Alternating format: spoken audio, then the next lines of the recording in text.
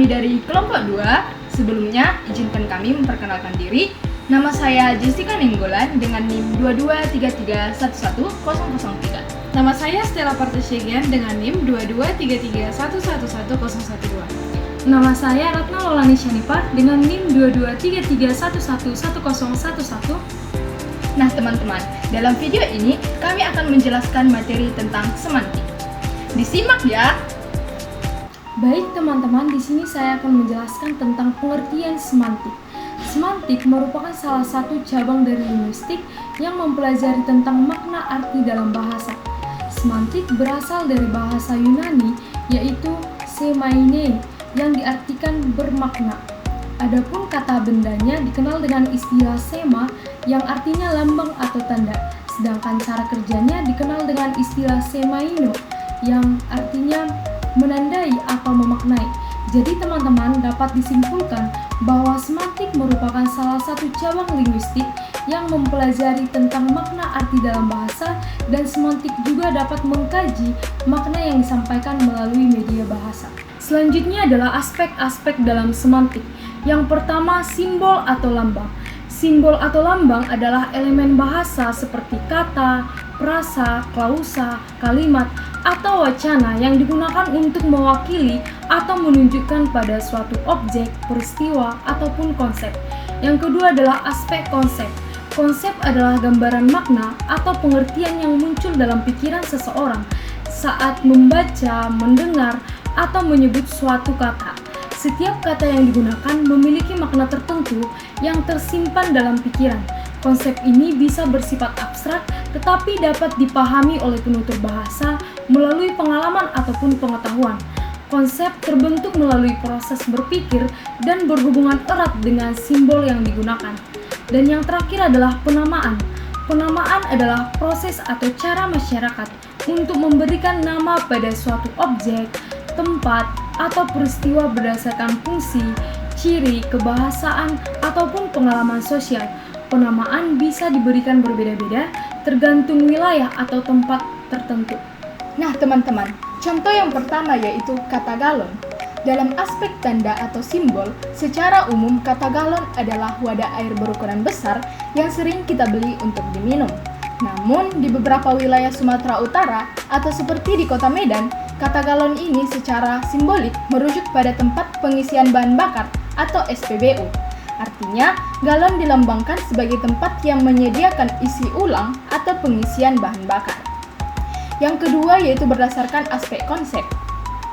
Nah, konsep galon mengalami perluasan makna yang awalnya berkonsep sebagai tempat air minum isi ulang, tetapi dalam konteks sosial masyarakat di Kota Medan dipahami sebagai tempat mengisi bahan bakar kendaraan karena ada kemiripan fungsinya, mengisi ulang suatu cairan ke dalam wadah, air ke galon, bensin ke tangki kendaraan.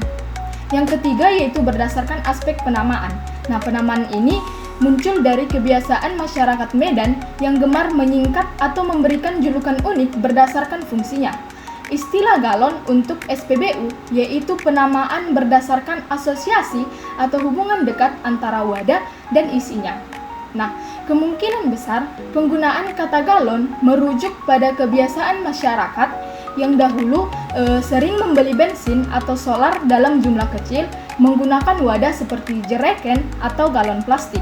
Seiring waktu, istilah galon ini menjadi semacam sebutan umum untuk tempat membeli bahan bakar termasuk SPBU. Jadi, meskipun secara teknis kurang tepat, penggunaan kata galon ini dalam konteks adalah contoh bagaimana bahasa berkembang secara lokal berdasarkan kebiasaan, kebutuhan praktis, dan pengaruh dari budaya. Nah, kita masuk kepada contoh yang kedua, yaitu kereta. Kereta dalam bahasa Indonesia umum merupakan kata yang merujuk pada kereta api, yaitu kendaraan rel. Namun, di daerah Sumatera Utara, khususnya di daerah Medan, kereta melambangkan sepeda motor. Di sini, kereta menjadi lambang dari alat transportasi umum atau pribadi yang bergerak. Nah, kita pandang dari aspek konsep. Konsep kereta di Medan lebih luas dari arti aslinya. Ia mengacu pada alat transportasi roda 2 yang bisa mengangkut orang. Nah, masyarakat Medan menggunakan kata ini untuk sepeda motor karena fungsinya sebagai kendaraan utama masyarakat yang menggantikan fungsi kereta atau menggantikan fungsi dari kereta api sebagai alat mobilitas. Yang ketiga, kita pandang dari penamaan. Penamaan ini merupakan bentuk generalisasi semantik, yaitu makna kata diperluas.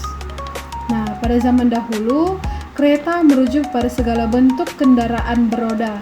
Makna ini bertahan di medan, sehingga makna ini dipakai kepada sepeda motor sebagai kereta hingga saat ini. Nah, kita masuk kepada contoh yang ketiga, yaitu kata pajak. Pada umumnya di dalam bahasa Indonesia, pajak berarti iuran wajib ke negara. Tetapi di daerah Sumatera Utara, khususnya di daerah Medan, pajak berarti pasar. Dalam hal ini, pajak menjadi lambang aktivitas ekonomi masyarakat kecil seperti jual beli kebutuhan harian. Jika dipandang dari konsep ini berakar dari fakta sejarah pedagang pasar dikenai pajak retribusi harian, sehingga tempat itu dikenal sebagai tempat bayar pajak dan lama-lama istilah ini melekat sebagai nama pasar itu sendiri. Konsep pasar dan pajak menyatu dalam pemahaman lokal. Nah, jika dipandang dari penamaan ini adalah bentuk metonomia di mana tempat tersebut berdasarkan aktivitas yang terjadi di dalamnya. Karena pasar adalah tempat orang membayar pajak harian, maka disebut pajak. Ini mencerminkan adanya hubungan kuat antara ekonomi informal dan regulasi daerah dalam masyarakat Medan. Demikian materi yang dapat kami sampaikan. Semoga bermanfaat. Kami ucapkan terima kasih. Bye!